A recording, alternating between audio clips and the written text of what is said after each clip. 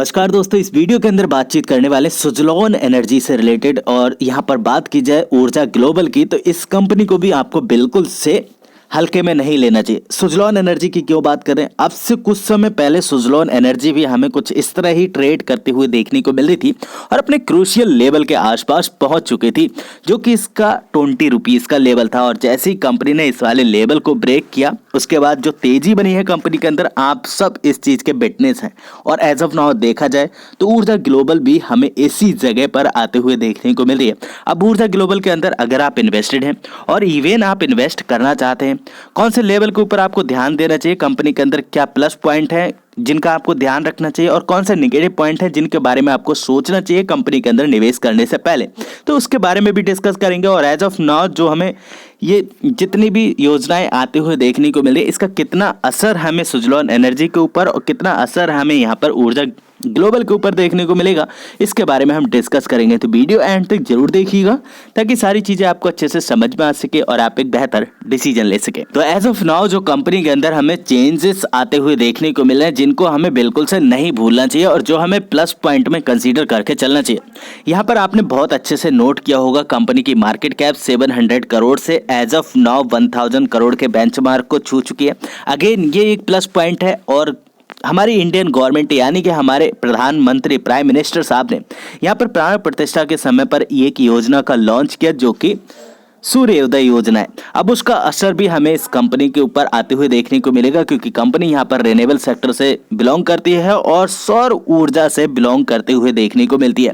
And यहाँ पर एक और जो चीज़ है जिसके बारे में आपको सोचना चाहिए, कंपनी ने अपने कर्ज को कम किया है, अगेन प्लस पॉइंट है। कंपनी के अंदर जो डेब्टर डेज हैं वो हमें इंप्रूवमेंट होते हुए उनके अंदर देखने को मिल रहा है। अगेन ये प्लस पॉइंट भी आप कंसीडर करके चल सकते हैं। 160 डेज से घट के एज ऑफ नाउ हमें 94 डेज में कन्वर्ट होते हुए देखने को मिल रहे हैं।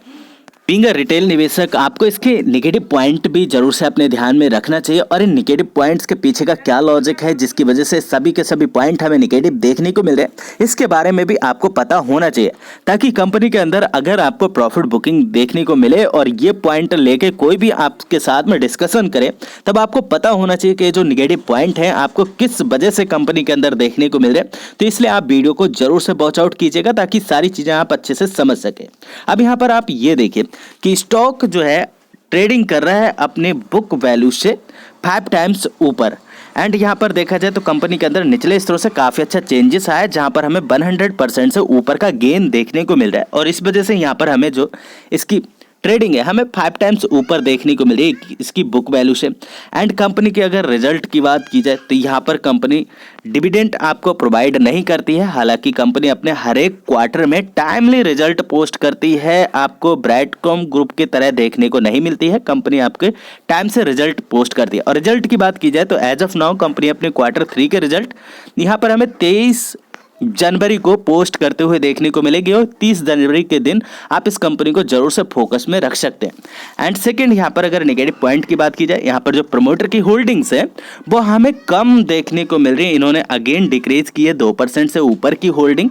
तो यहाँ पर मे भी कंपनी को पैसा चाहिए यहाँ पर सर्वाइव करने के लिए, क्योंकि यहाँ पर देखा जाए जितनी भी पावर सेक्टर की कंपनीज हैं, अडानी पावर को छोड़ के, टाटा पावर को छोड़ के और NHPC को छोड़ के, यहाँ पर सभी की सभी कंपनियां जो है सर्वाइव करते हुए देखने को मिल रही हैं काफी लंबे समय से। तो इनके अंदर भी पैसे की थोड़ी सी दिक्कत देखने को मिलती है और ऊर्जा ग्लोबल के पास में भी यहाँ पर हमें पैसे की दिक्कत देखने को मिलती है। एंड एज ऑफ नाउ देखा जाए तो प्रमोटर की होल्डिंग हमें 21% से कम होते हुए देखने को मिल रही है। ग्रोथ की बात की जाए तो यहाँ पर 20% से कम देखने को मिल रही है। एंड यहाँ पर जो थर्ड नेगेटिव पॉइंट है जिसे आपको बिल्कुल से अपने ध्यान में रखना चाहिए बीइंग अ रिटेल निवेशक ऑफ ऊर्जा ग्लोबल, यहाँ पर जो इनका शेयर होल्डिंग पैटर्न है, यहाँ पर हमें 20% की हिस्सेदारी प्रमोटर की देखने को मिल रही है और बाकी की बची हुई 80% की हिस्सेदारी हमें यहाँ पर पब्लिक की देखने को मिल रही है। तो इस फैक्टर को आप बिल्कुल से अपने ध्यान में रख सकते हैं इस कंपनी के अंदर निवेश करने से पहले। लेकिन यहाँ पर अगर हम चाल की बात करें स्टॉक की, तो काफी अच्छे मोमेंटम के अंदर स्टॉक हमें देखने को मिल रहा है। बहुत छोटी सी गिरावट होती है। अगेन स्टॉक हमें तेजी पकड़ते हुए देखने को मिलता है। स्टॉक के अंदर जब जब हाई लगता है तब तब स्टॉक के अंदर हमें एक प्रॉफिट बुकिंग देखने को मिलती है। हम इन पॉइंट्स के ऊपर नोटिस कर सकते हैं। स्टॉक ने जब यहाँ पर अपना लाइफ टाइम हाई लगाया, उसके बाद यहाँ पर और उसके बाद काफ़ी अच्छी एक प्रॉफिट बुकिंग, उसके बाद और ये काफ़ी अच्छे पैटर्न को फॉलो अप करते हुए स्टॉक हमें ऊपर बढ़ते हुए देखने को मिल रहा है।